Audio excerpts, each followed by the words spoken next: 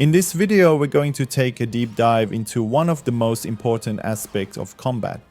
Dodge, roll and counter. Counter attacks in this game is called see through the enemy. Whether you're new to the game or just looking to sharpen your skills, this video will help you understand the basics, improve your timing, and make you more effective in battles. This might feel a bit challenging at first, but don't worry. With practice, you'll be dodging attacks and countering like a pro. So, let's get started.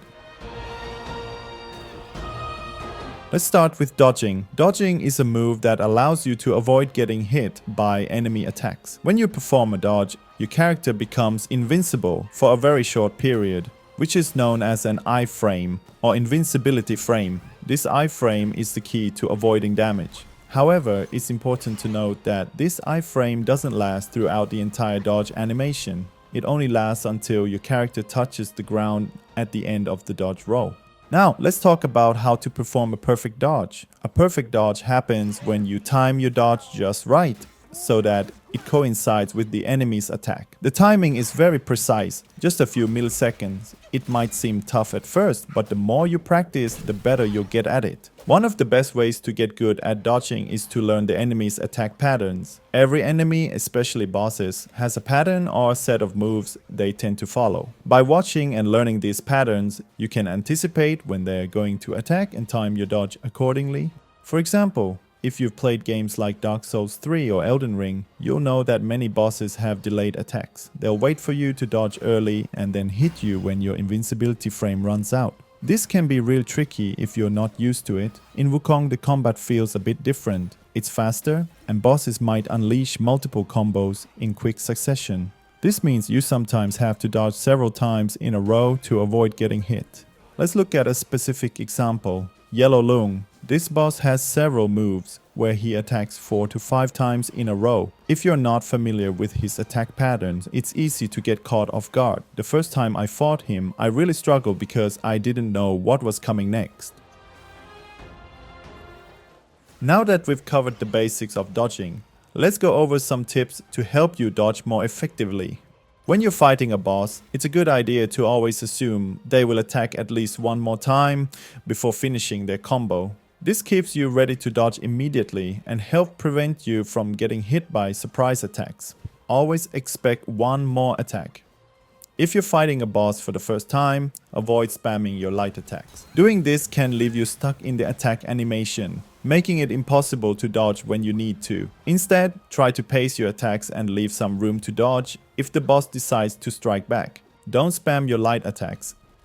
Let's talk a bit more about how dodging works with light attacks. When you perform the first light attack, your character is locked in the animation, meaning you can't dodge until the attack animation is over. And for second, third and fourth light attacks. These attacks also lock your character, but only for a very short time, about 400 milliseconds. After this brief moment, you can dodge whenever you want. The fifth light attack is different. It locks your character in the animation for about 1 second.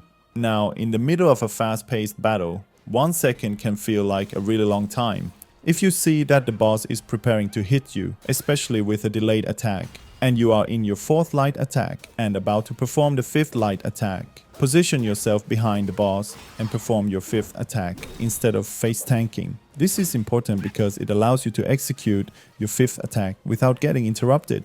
Plus, your fifth attack might stagger some boss. Personally, when I'm in a fight, I like to make the boss attack first. I'll hit them once or twice and then wait to see what they do next. This way, I can learn their attack pattern without taking too much risk. Over time, you'll start to recognize these patterns more quickly and dodging will become more natural.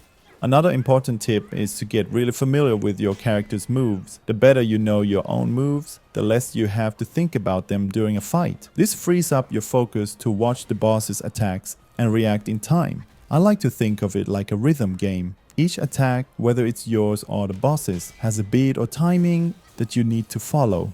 If you can get into the rhythm of the fight, dodging becomes a lot easier. But of course, if you've got amazing reflexes, you might not need to practice as much. Still, learning the rhythm of the game will make you a better player overall.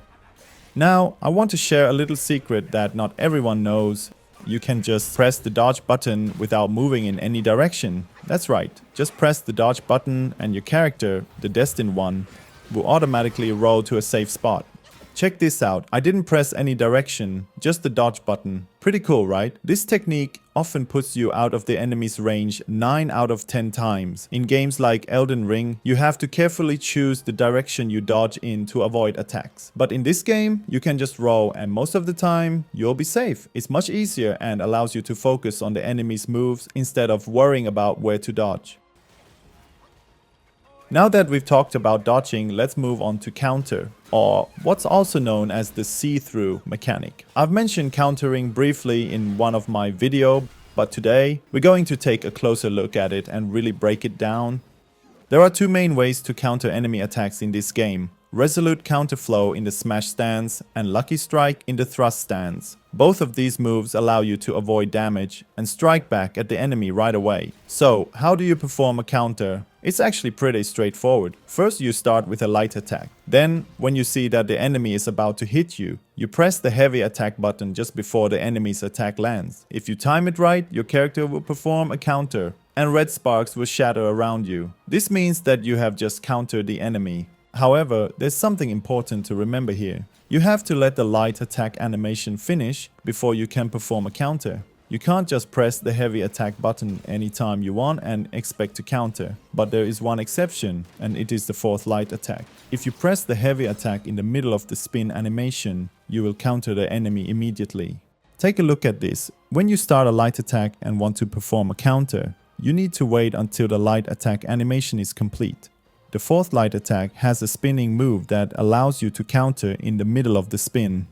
But here's the tricky part. You can only counter at a certain point during the spin.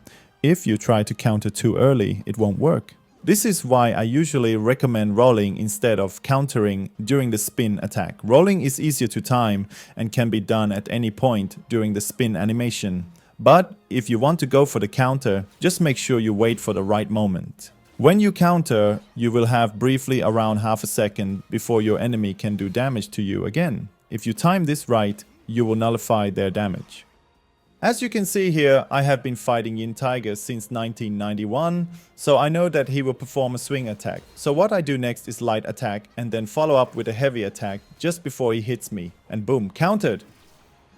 Let's dive a bit deeper into how different weapons work with counters. Spear weapons are great because they have a 4-hit light attack combo, and they're a bit faster than staff weapons. You can cancel the first attack right away by pressing dodge immediately during the first light attack. This gives you a lot of flexibility and control over your movements. The second light attack is a spinning move, and like we discussed earlier, it has a short animation lock. You'll need to be aware of this so you don't get caught off guard. Same with the third light attack. Spear weapons pair really well with the thrust stance, which also has a counter move. The thrust stance counter is a bit easier and more forgiving than the smash stance counter. If you miss the timing, your character will just backstep away from the enemy, which often keeps you safe. This is really useful if you're still getting the hang of countering. However, while this is the safer option, I have to say the counter from the smash stance looks way cooler.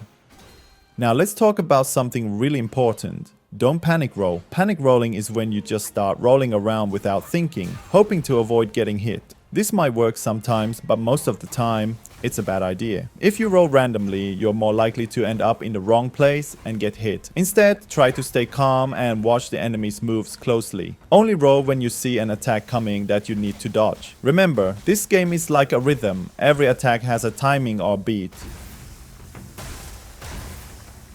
If you can keep up with the rhythm, you'll know when to dodge and when to attack.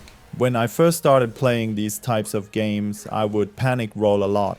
I was always afraid of getting hit, so I would just roll everywhere. But over time, I learned that staying calm and focused is much more effective. I spent hours practicing, studying enemy movements, and learning when to dodge and when to attack. I'm still learning, but I've improved a lot from where I started. Remember, mastering dodging and countering takes time and practice, but it's totally worth it. Focus on learning the enemy patterns, stay calm, and keep practicing those moves. Soon enough, you'll be dodging and countering like a champ. If you found this guide helpful, please give it a thumbs up, leave a comment below, and don't forget to subscribe for more tips and strategies. Let me know in the comments what you do to survive bosses, and I'll see you in the next one.